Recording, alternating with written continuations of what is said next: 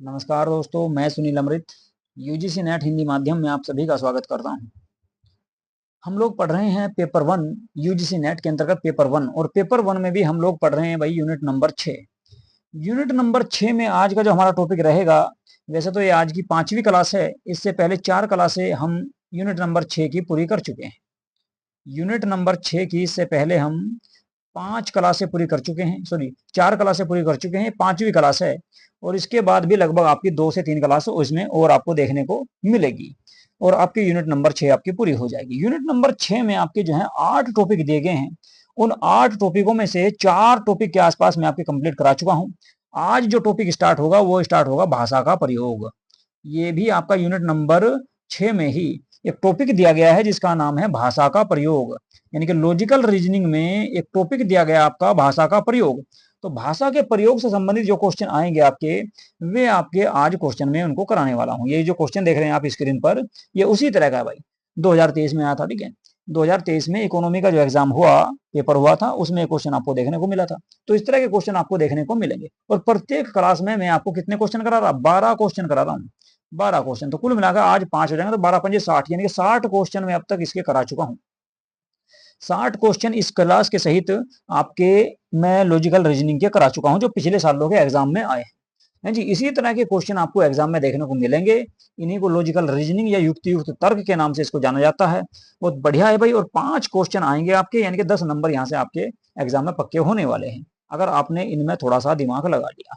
क्योंकि जो ना जिस तरह से मैं करा रहा हूँ, जिस तरह से मैं आपको समझाने का प्रयास कर रहा हूँ, उन्हें समझने की प्रयास करो। एक बार में समझ में नहीं आ रहा तो दूसरी बार देखो, दूसरी बार नहीं तीसरी बार देखो, चौथी बार देखो, यानी कि देखते रहो, बार बार रिविजन करते रहो।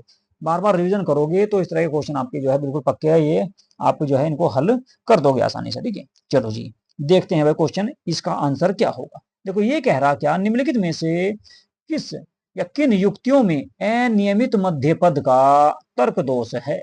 अनियमित मध्य पद, अनियमित मतलब कि जो ना अनियमित, जो नियमित नहीं है, लगातार नहीं है, अनियमित है, मध्य पद का तर्क दोष। यानी कौन कौन से कथनों में बीच बीच में क्या कर रखा, गलती दे रखी, यानी कि भाषा का प्रयोग गलत कर रखा है, इसीलिए कहा गया इनको भाषा का प्रयोग।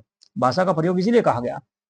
गलत कथन कौन सा है, कुल मिला के ये देखने, गलत कथन कौन से हैं जिनके मध्य पद जो है ना वो गलत दे रखे, तर्कों का दोष कर रखा उसमें है। चलो जी देखो, सबसे पहला देखो भाई, एक में ध्वनि गुण है क्योंकि वह दृश्य है।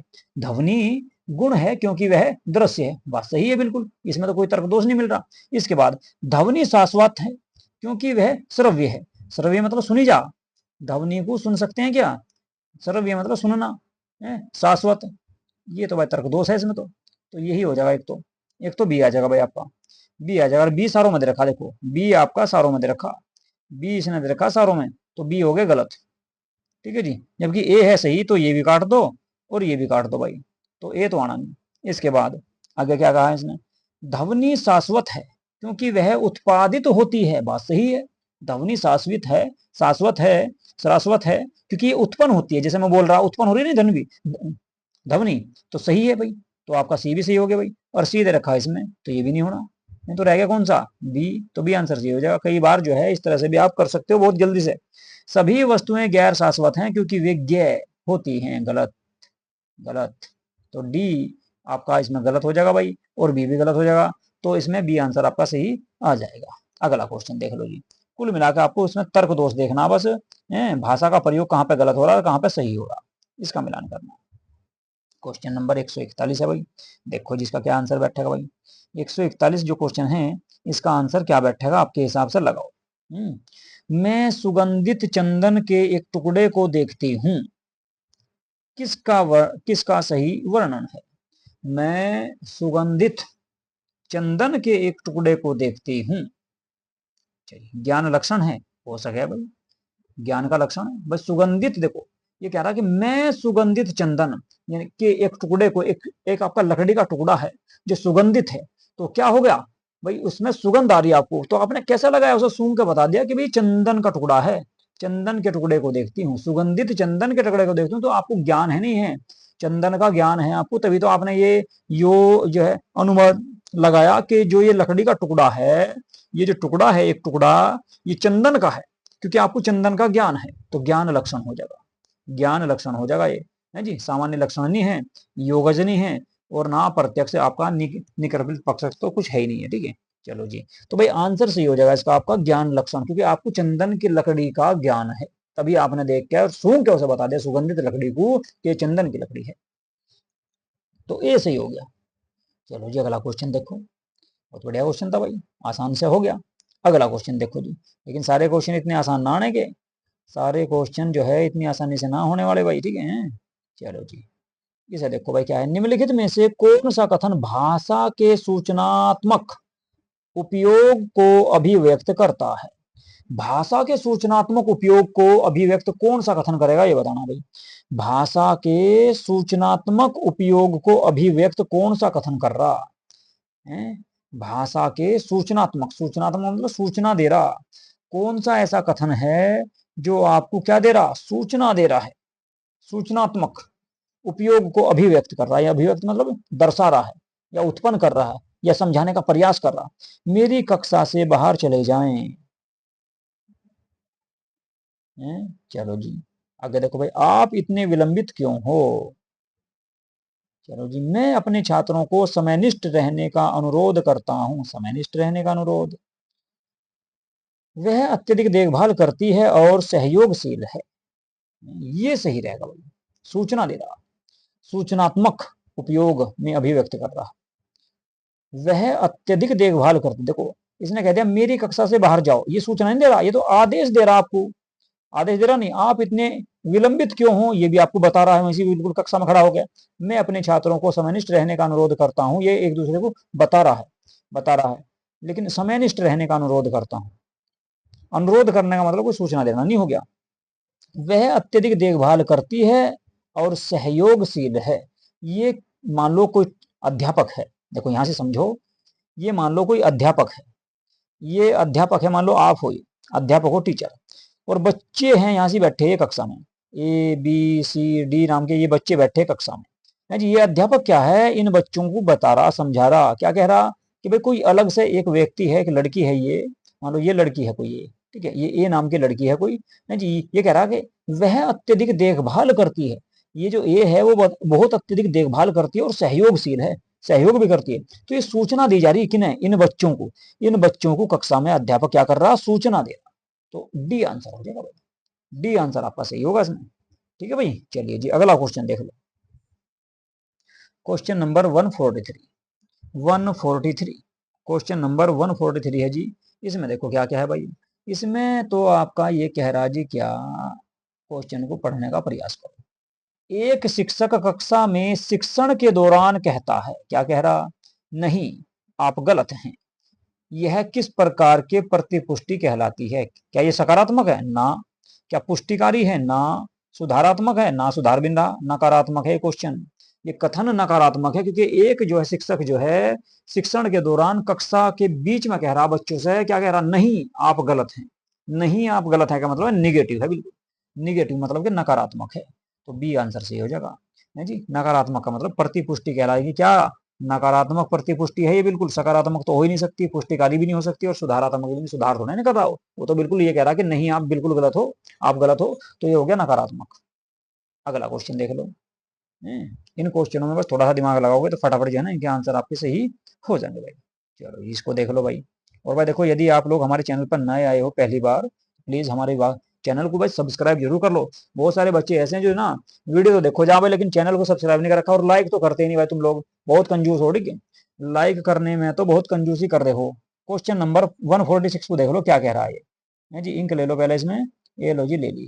146, 146 में क्या कह रहा है ये देख लो भाई, ज्योग्राफी में आया था क्वेश्चन, यूजीसी नेट ज्योग्राफी वालों के पास आया 2023 में। निम्नलिखित युक्ति में से कौन सा आकारिक तर्क दोष है? आकारिक तर्क दोष, अच्छा जी बताओ भाई कौन सा आकारिक तर्क दोष होगा? आकारिक तर्क दोष कैसा होगा भाई, ये देखो, है जी, निगेटिव होना चाहिए। चलो, यदि बिल्ली आपकी पालतू पशु है, चलो जी, तो इसके पास पूंछ है, अगर पालतू पशु ना होती तो पूंछ नहीं होती भाई। हम्म? आपका पालतू पशु बिल्ली नहीं है, इसलिए आपके पालतू पशु के पास पूंछ नहीं है। तो निगेटिव हो गया बिल्कुल, क्वेश्चन हो गया बिल्कुल निगेटिव। निगेटिव का मतलब हो गया भाई आपका निषेध कर रहा, निषेध मतलब जो ना निषेध, निषेध मतलब कि निगेटिव आंसर दे रहा ये दे रहा निगेटिव आंसर, निगेटिव आंसर दे रहा, क्योंकि देखो यहाँ कह रहा है यदि आपकी बिल्ली पालतू पशु है तो उसका पूंछ है, और आपका पालतू पशु बिल्ली नहीं है इसलिए उसका पूंछ नहीं है, उस पशु के पास पूंछ नहीं है, तो बिल्कुल जो ना निगेटिव हो गया है। तो भाई निषेध कर रहा है, तो हेतु वाक्य निषेध आ जाएगा इसका आंसर, हेतु वाक्य निषेध इसका सही आंसर होगा भाई। चलो जी अगला क्वेश्चन देख लो भाई, क्वेश्चन नंबर 162, 162। इसे देखो भाई, ये क्वेश्चन आ गया भाई कहीं का, विरोध और परंपरागत वर्ग का। एक आपका टॉपिक दे रखा है, टॉपिक नंबर 7 आपका जो है, टॉपिक नंबर 7 दे रखा आपका भाई यूनिट नंबर 6 में, यूनिट नंबर 6 में खोल कर देखियो सिलेबस, और ये सिलेबस है भाई टॉपिक नंबर 7 में, टॉपिक नंबर 7 में सिलेबस दे रखा आपका, क्या सिलेबस दे रखा, विरोध का परंपरागत वर्ग, विरोध का परंपरागत वर्ग, विरोध का परंपरागत, परंपरागत, परंपरागत वर्ग, उसी से संबंधित है क्वेश्चन, उसी से संबंधित ये क्वेश्चन लिया गया भाई। क्वेश्चन नंबर है जी 162। अब इसे देखो भाई कैसे करेंगे, हैं जी, कोई सा भी टॉपिक नहीं छोड़ रखा मैंने, यूनिट नंबर 6 में जो आपके तो 8 के 8 जो टॉपिक इधर रखे हैं, 8-9 सारे के सारे से टॉपिकों से क्वेश्चन ले रखे, एक भी टॉपिक ऐसा नहीं जिससे क्वेश्चन ना लिए। इसमें देख लो क्या कह रहा है, ये कह रहा है निम्नलिखित में से कौन सा कथन उप विपरीतार्थक है, उप विपरीतार्थक मतलब उल्टा है, उप विपरीतार्थक का मतलब हो गया उल्टा। देखो जी, सभी नर्स देखरेख करने वाली मानव होती हैं, सभी जो नर्स हैं वो देखरेख करने वाली मानव होती हैं, बात सही है भाई, ये तो विपरीतार्थक नहीं है। कोई भी नर्स देखरेख करने वाली, कोई भी नर्स देखरेख देखरेख करने वाली मानव नहीं होती, कोई भी नर्स देखरेख करने वाली नर्स नहीं होती है जी, कोई भी जो नर्स हैं, जितनी भी नर्स हैं वे सभी देखरेख करने वाली नर्स नहीं होती, सभी, कोई भी नर्स देखरेख करने वाली नर्स नहीं होती। चलो जी, इसके बाद क्या, कुछ नर्स देखरेख करने वाली मानव होती हैं, ये सकारात्मक है, ये तो सकारात्मक है भाई, ये तो सकारात्मक है, कुछ नर्स देखरेख करने वाली मानव होती है।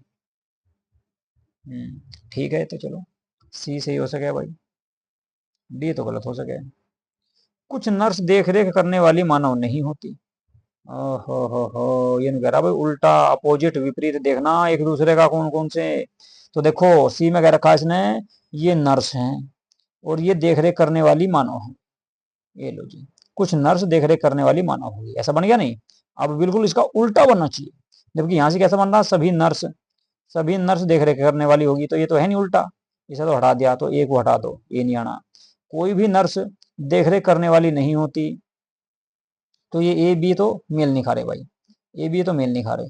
इसके बाद क्या है, कुछ नर्स देखरेख करने वाली मानव नहीं होती, ये बिल्कुल इसका विपरीत हो गया, सी का विपरीत हो गया डी, क्योंकि यहां से कह रहा है कुछ नर्स देखरेख करने वाली मानव होती है, और यहाँ कह रहा है कुछ नर्स देखरेख करने वाली मानव नहीं होती, तो हो गया नहीं बिल्कुल उल्टा, तो सी और डी हो गए भाई, मेल जो खा रहे एक दूसरे से, विपरीतार्थक जो हैं एक दूसरे के विपरीत सी और डी हैं, और सी और डी दे रखा आपने इसमें डी में, डी में दे रखा भाई, घुमा रखा क्वेश्चन बढ़िया है जी। सी और डी जो है आपके इसमें रखे, ये उप विपरीतार्थक का मतलब है एक दूसरे के जैसे क्वेश्चन पर निर्भर हों और विपरीत, एक दूसरे के विपरीत हों, है जी। यहाँ कह दिया कुछ नर्स, और यहाँ कह दिया कुछ नर्स देख रेख, देख रेख करने वाली, करने वाली मानव होती है, मानव नहीं होती, तो ये हो गया ना बिल्कुल नहीं लगा के यहाँ से बस, यानी बाकी एक जैसा बिल्कुल, तो डी आ जाएगा, सी और डी।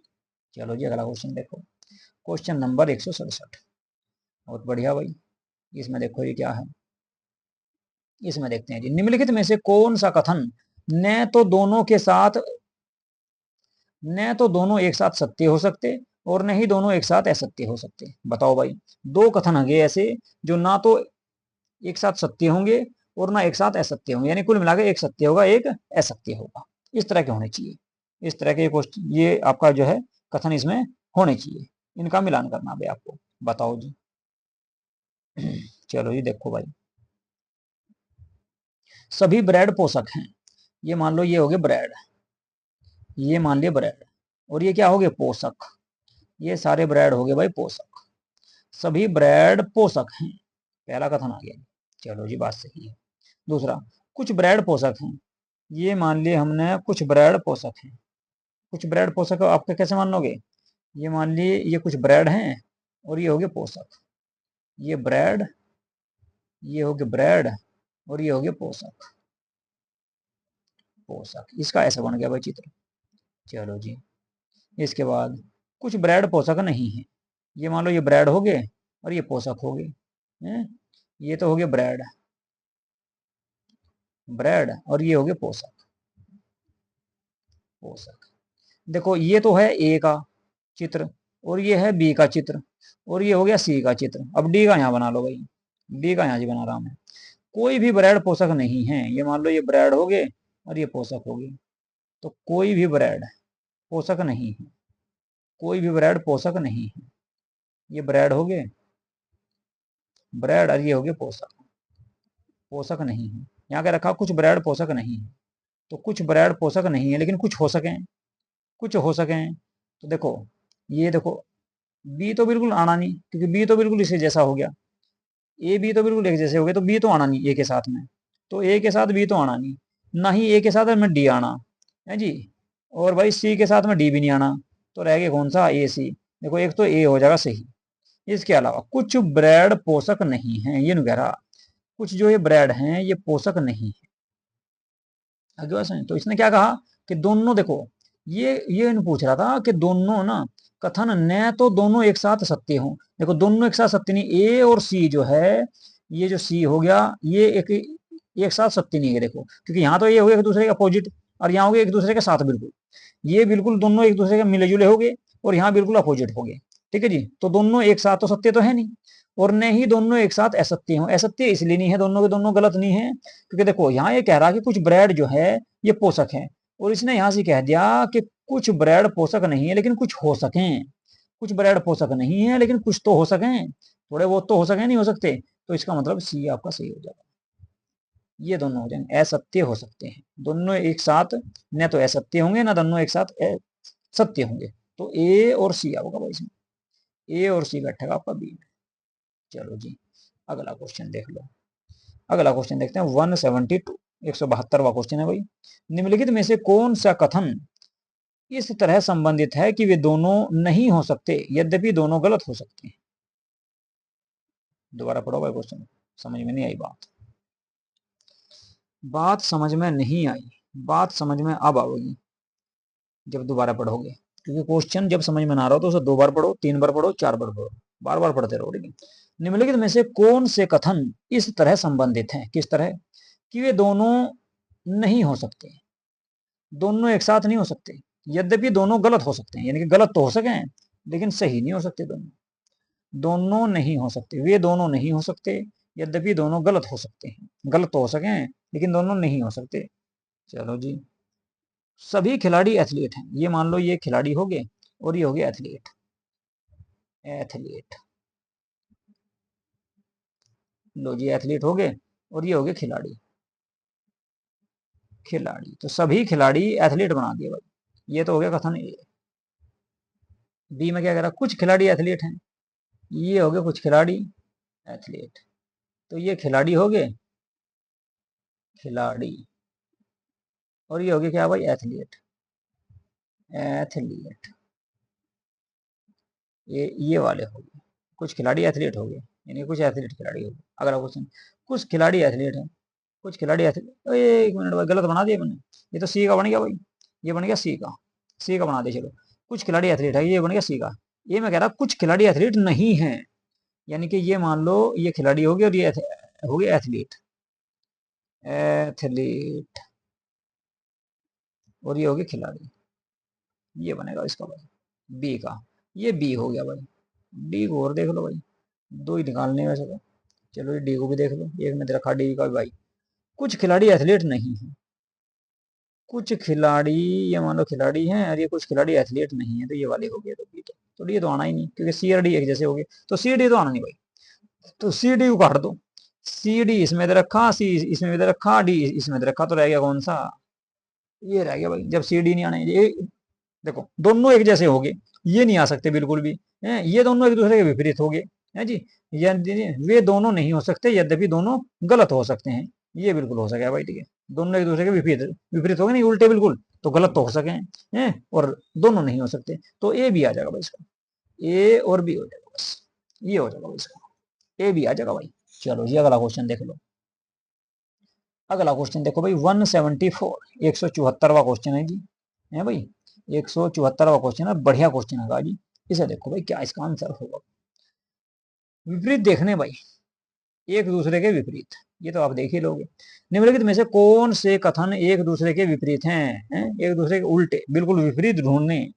देखो सभी चलचित्र रोमांचकारी होते हैं, ये मान लो चलचित्र हैं, क्या है ये, चलचित्र, ये हो गए आपके चलचित्र।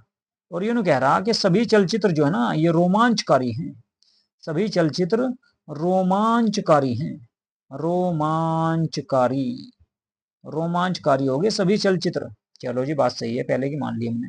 इसके बाद कुछ चलचित्र रोमांचकारी नहीं होते, ये मान लो ये चलचित्र हो गए,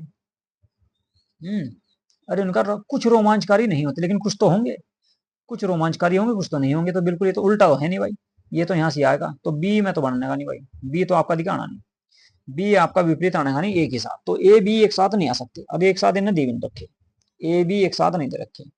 चलो जी कुल मिलाकर ए आएगा तो बी नहीं आना, यानी कि इन दोनों में आपका बी नहीं है, और इसमें बी दे रखा केवल। चलो जी बी तो होना नहीं भाई, कोई भी चलचित्र रोमांचकारी नहीं है, ये मान लो ये हो गए चलचित्र और ये हो गए रोमांचकारी, चलचित्र और ये हो गए रोमांचकारी, रोमांचकारी, रोमांचकारी, ये रोमांचकारी हो गए भाई, है जी। ये बन गया क्या भाई सी। चलो जी डी में देख लो कुछ चलचित्र रोमांचकारी है, ये मान लो चलचित्र हो गया, कुछ रोमांचकारी हो गया, डी हो गया।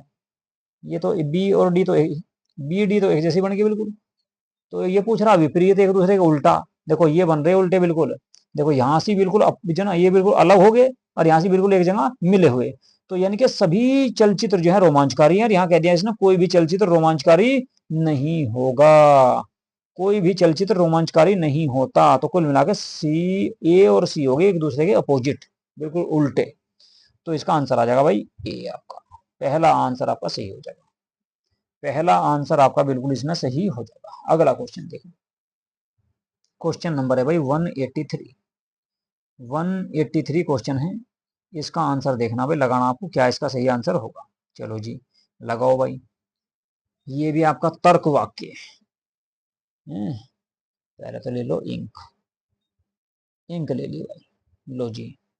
यदि तर्क वाक्य कुछ दूध दही होता है, ये मान लो ये दूध है, और क्या कह रहा है कुछ दूध दही होता है, ये मान लो ये दही हो गया, तो ये बन गया, ये तो दूध है, कुछ दूध दही बन गया, लो जी बन गया दही होता है, ये कथन आगा भाई ए, ये कथन आपका ए है, ओ सॉरी ए नहीं है भाई, ये तो आपका जो ना कथन ही दे रखा, को सही माना जाए, मान लिया बिल्कुल सही, तो निम्न में से निम्न के आधार पर कौन सा वाक्य गलत होगा, यानी कि उल्टा बिल्कुल, इसका विपरीत वो हो जाएगा जो दूध दही नहीं हो सकता। तो देखो कोई दूध दही नहीं हो सकता, पहले में कह दिया ना, तो क्या कह रहा, कोई दूध दही नहीं होता, ये मान लो ये दूध हो गया और ये दही हो गया, हो गया नहीं उल्टा बिल्कुल, पहला ही आ गया, दूध दही नहीं होता। और देख लो भाई ये बी है भाई, सॉरी ए है ये, तो वैसे आंसर यही हो जाएगा। अगला सभी दूध दही होते हैं, ये दूध हो गए ये सभी दही हो गए, ये तो हो ही नहीं सकता है, गलत थोड़ा ही होगा, तो सही भी हो सके। कुछ दही दूध होते हैं, कुछ दूध दही होते हैं, ये इस तरह से बन गया, तो ये भी नहीं होने का। कुछ दूध दही नहीं होता, कुछ दूध दही नहीं होता लेकिन कुछ होता है, तो ये भी ऐसे बन जाएगा, लेकिन ये रहेगा बिल्कुल कोई भी दूध दही नहीं होगा। ए आंसर बिल्कुल सटीक बैठेगा भाई, ए आंसर आपका बिल्कुल सटीक जो बैठेगा वो बैठेगा ए, सबसे सटीक जो आंसर होगा वो होगा केवल ए, ठीक है जी। चलिए भाई बताओ बात समझ में आ रही है नहीं आ रही? अगले क्वेश्चन पे चलें, अगले क्वेश्चन पे चलते हैं। अगला क्वेश्चन देख लो जी कौन सा है। लो भैया, क्वेश्चन नंबर 190, 190। क्वेश्चन नंबर 190 जो है भाई, ये चल गया आपका दूसरा टॉपिक। टॉपिक है भाई ये आगमनात्मक, आगमनात्मक उपागम। आगमनात्मक उपागम जो है, ये भी आपका एक अलग से टॉपिक दिया गया है यूनिट नंबर 6 में। यूनिट नंबरिंग ले लो पहले। यूनिट नंबर 6 में एक टॉपिक दे रखा आपका अलग से, आगमनात्मक उपागम। तो उससे संबंधित ये क्वेश्चन है जी। इस तरह के क्वेश्चन आपको केवल रटने पड़ेंगे भाई साहब, क्योंकि इनके जो ना अलग से सिद्धांत दे रखे हैं। चलो देख लो फिर भी क्या कह रहा है क्वेश्चन, पढ़ने का प्रयास करेंगे और इसे हल करने का प्रयास भी करेंगे भाई। आगमनात्मक उपागम में सिद्धांत निम्नलिखित में से किससे उत्पन्न होता है, हुआ होता है? बताओ भाई किससे उत्पन्न हुआ होता है? ये तो आपको रटना पड़ेगा, याद करना पड़ेगा। निष्पादित अनुसंधान में आगमनात्मक उपागम का जो सिद्धांत है वो उत्पन्न होता है। किसमें? निष्पादित अनुसंधान। तो इसका सही आंसर आ जाएगा निष्पादित अनुसंधान। चलो जी, अगला क्वेश्चन देख लो भाई क्या है। इसमें समझने वाला तो कुछ था ही नहीं। आज का भाई आखिरी क्वेश्चन है जी। आज का ये आखिरी क्वेश्चन होगा भाई, क्योंकि 12वां क्वेश्चन है। ठीक है जी, 12वां क्वेश्चन है और ये टॉपिक ले रखा मैंने निगमनात्मक। वो तो लिया था आगमनात्मक से, और ये लिया भाई मैंने निगमनात्मक, निगमनात्मक तर्क से। एक मिनट पीछे की भाग रही है छोटू। और अगले वाले आएंगे भाई आपके न्याय सिद्धांत से हैं, जो आपके भारत के जो तर्कशास्त्री हुए हैं उनसे संबंधित क्वेश्चन रहेगी। अगली क्लास जो रहेगी बहुत बढ़िया है, वो समझ में आएगी तुम्हारे, बहुत आसानी से करोगे भी तुम उन्हें। ठीक है, क्योंकि आसान क्वेश्चन है बहुत। चलो जी, इसे देख लो। इसमें देखो भाई कौन सा इसका आंसर सही होगा। निगमनात्मक का है भाई ये क्वेश्चन है जी। यदि हम गैस भर, देखो निम्नलिखित युक्ति में से निगमनात्मक तर्क के सामान्य पैटर्न को पहचानिए। यदि हम गैस भरवाने के लिए जल्दी नहीं रुकेंगे तो हमारी गैस खत्म हो जाएगी। यदि हम गैस भरवाने के लिए जल्दी नहीं रुकेंगे तो ये देखना बस, तो जो ना गलती कहां पर रखी है, किस प्रकार का दोष है जी। यदि हम गैस भरवाने के लिए जल्दी नहीं रुकेंगे, इसका मतलब आना था, यहां से आना था जल्दी नहीं जाएंगे। यदि हम गैस भरवाने के लिए जल्दी नहीं जाएंगे, इसने क्या रखा, रुकेंगे, तो हमारी गैस खत्म हो जाएगी। यदि हमारी गैस खत्म हो जाएगी तो हम शादी में देर से पहुंचेंगे। अतः यदि हम गैस भरवाने के लिए जल्दी नहीं रुकेंगे तो हम शादी में देर से पहुंचेंगे। तो श्रृंखला युक्ति दोष है भाई। कैसा दोष है? श्रृंखला युक्ति। श्रृंखला युक्ति, कोई विधान नहीं है, निषेध नहीं कर रहा किसी चीज का, हेतु वाक्य नहीं है, फल वाक्य नहीं है, ये है क्या? ये है भाई आपका श्रृंखला युक्ति। श्रृंखला युक्ति यानी कि श्रृंखला को बनाने में गड़बड़ कर रखी, सीरीज को क्रम में लगाने में गलती कर रखी। तो कुल मिलाकर श्रृंखला जो है सही प्रकार से नहीं बनी हुई, तभी ये समझ में नहीं आ रहा आपके, है जी। तो कैसी युक्ति होगी, कैसा दोष हो गया? श्रृंखला दोष। तो श्रृंखला दोष है भाई, श्रृंखला युक्ति दोष, तो डी आ जाएगा। तो ये थे भाई आज के आपके क्वेश्चन। ठीक है जी, कल से हम लोग जो क्वेश्चन करेंगे, कल से क्वेश्चन करेंगे भाई हम लोग जो है आपके दर्शन से संबंधित क्वेश्चन आएंगे, है जी। अगली क्लास में जो क्वेश्चन रहेंगे आपके, वे रहेंगे दर्शन से संबंधित, हैं, जैसे कि न्यायाधीश निष्पक्ष है, इस तरह के क्वेश्चन न्याय से संबंधित। ठीक है, कुछ आपके जो है इसमें इस तरह के क्वेश्चन आएंगे आपके, जो हमारे जो आपके जो तर्कशास्त्री रहे हैं, जिन लोगों ने आपके अनेक प्रकार के सूत्र दिए हैं योग का, जैसे मान लो सांख्य दर्शन, योग दर्शन, सल्व्य सूत्र। ठीक है, तो इस तरह के क्वेश्चन आपको अगली क्लास में देखने को मिलेंगे। ठीक है, और ये क्वेश्चन बहुत बढ़िया है भाई, इन्हें करने में आसानी रहेगी। जैसे कि मान लो चरक संहिता है, योग संहिता है, योग सूत्र है, सल्व सूत्र है, सुश्रुत संहिता है, तो आयुर्विज्ञान से संबंधित कौन कौन सी चीजें हैं, ये आपके जीके में भी आते हैं इस तरह के क्वेश्चन, है जी। जैसे आपका भारतीय प्रशाखा न्याय के अनुसार, ठीक है, साधारण है, कैसा है, पहाड़ पर चढ़े, वो चीजें। तो कुल मिलाकर पर्वत पर धुआं है, क्योंकि वहां, क्योंकि उस पर आग है। तो ये चीजें क्या है, ये आपकी जो है न्याय से संबंधित है। ये क्वेश्चन देखने को मिलेंगे आपको कल को। ठीक है, तो ये करेंगे हम कल को क्लास। ठीक है, चलिए जी, तो आज की क्लास को करते हैं भाई यहीं पर समाप्त। यदि आप लोगों ने हमारा यूट्यूब चैनल सब्सक्राइब नहीं किया है तो चैनल को सब्सक्राइब जरूर कर लो भाई, और वीडियो को लाइक तथा शेयर जरूर कर दिया करो। चलिए जी, यहीं पर करेंगे भाई आज की क्लास को समाप्त। नमस्कार।